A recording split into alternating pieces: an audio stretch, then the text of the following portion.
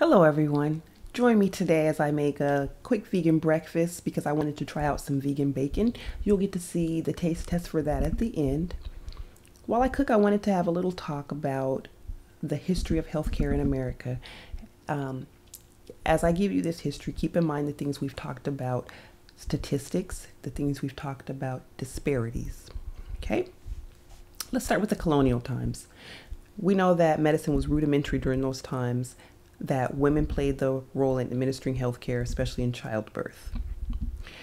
The first general hospital wasn't established until 1735 in Philadelphia.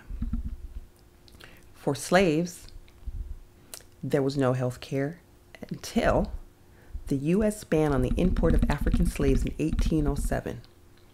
This caused slave owners and physicians to take a concern for female slaves in order to increase the natural rate of birth so that slavery could continue, since they could no longer import slaves. However, the Freedom Act of 1865 saw a push where Black women went from being cared for to now not being believed anymore when they came with a health concern.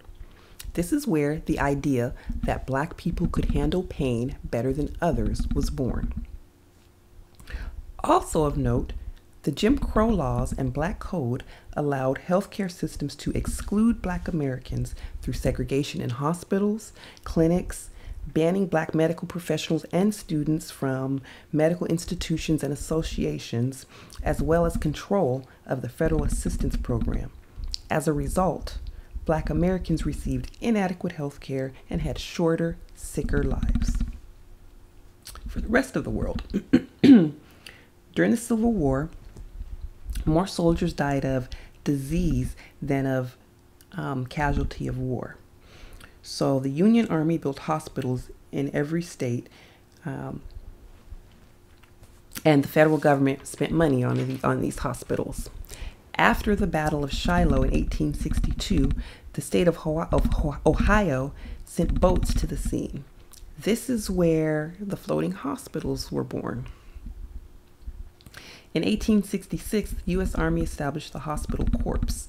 They put a significant amount of statistical data that was collected during the war. A man named John Shaw Billings, who was a senior surgeon during the war, built this library of the Surgeon General's office, which became the hub of our modern medical information systems.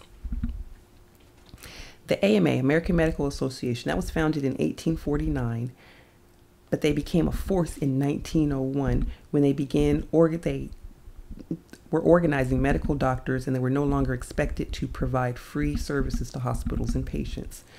By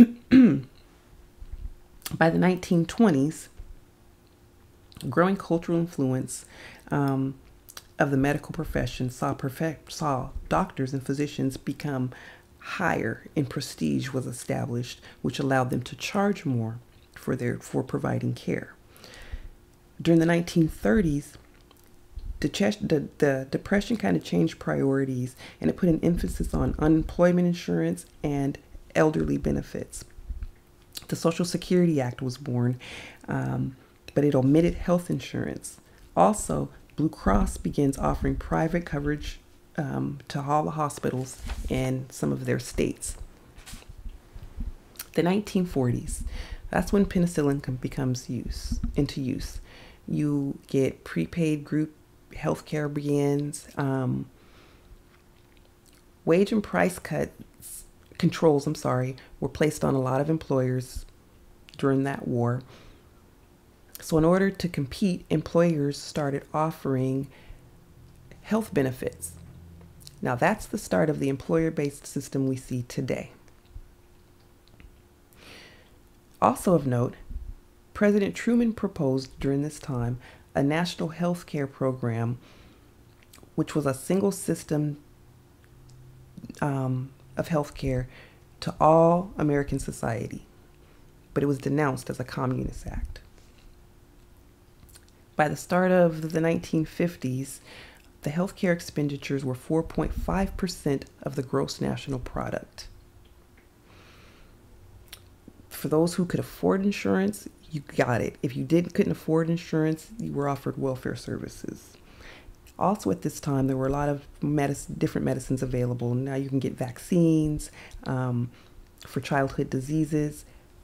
The first successful organ transplant also happened during this time.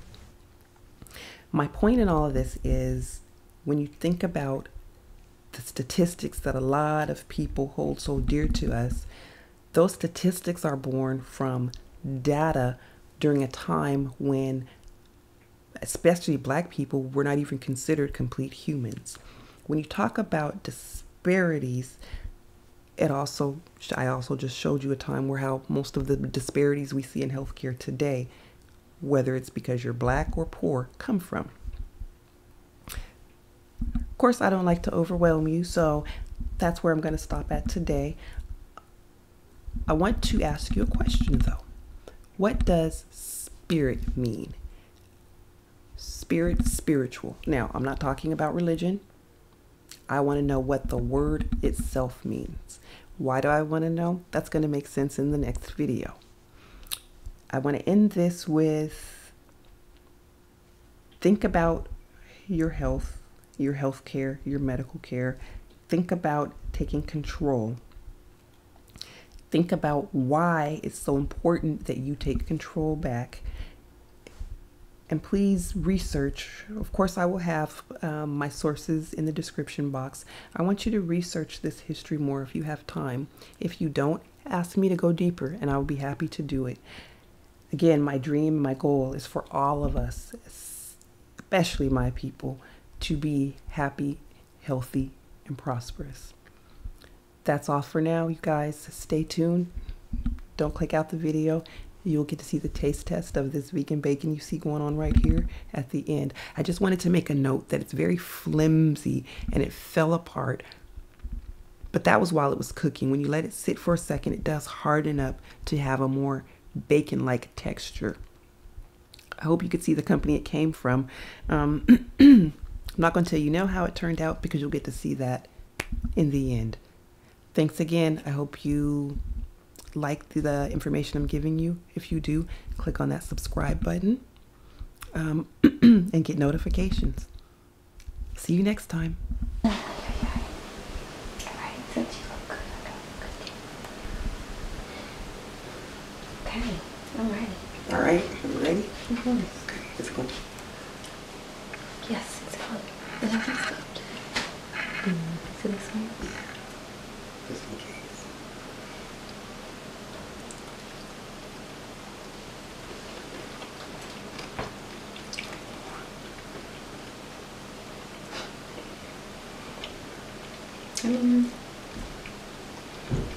Tastes like seitan bacon. Yeah. Mm-hmm. It's accurate. Yeah.